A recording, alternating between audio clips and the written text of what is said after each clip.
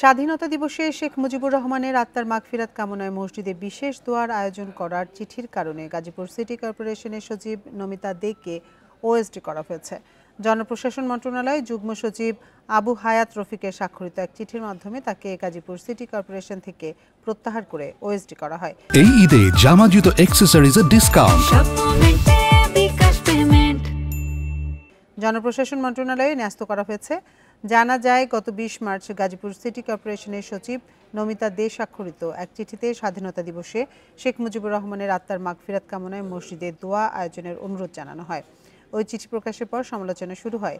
তবে নমিতা দের দাবি, স্বাক্ষরিত চিঠিতে স্বাধীনতা ও জাতীয় দিবস যথাযোগ্য মর্যাদায় পালনের অংশ হিসেবে মসজিদে বিশেষ দোয়া আয়োজনের অনুরোধ করা হয়েছিল।